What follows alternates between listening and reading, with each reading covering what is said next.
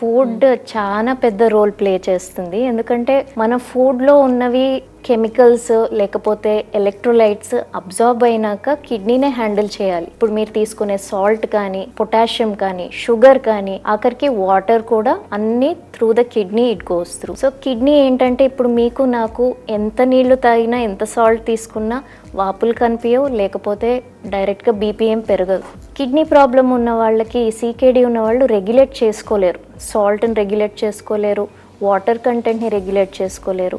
So ఎవరికైతే water బాడీలో ఎక్కువ నిండిపోయింది, వాపులు ఉన్నాయి, లేదా పొటాషియం ఎక్కువ ఉంది, ఇట్లాంటి వాళ్ళు పొటాషియం తక్కువ ఉన్న పదార్థాలు తీసుకోవాలి. ఫాస్ఫరస్ ఎక్కువ ఉంది అనుకోండి, డైరీ ప్రోడక్ట్స్ తక్కువ తీసుకోవాలి. అట్లా వాళ్ళ రెగ్యులేషన్ మనం వాళ్ళ కండిషన్ని బట్టి.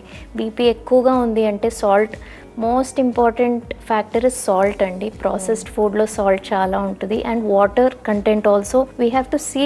అవుట్పుట్ బాగా వస్తుంది, యూరిన్ బాగా వస్తుందంటే పర్వాలేదు, లేకపోతే అన్నీ కంట్రోల్గా మోడరేట్ ఆర్ వెరీ రిస్ట్రిక్టెడ్గా తీసుకోవాలి.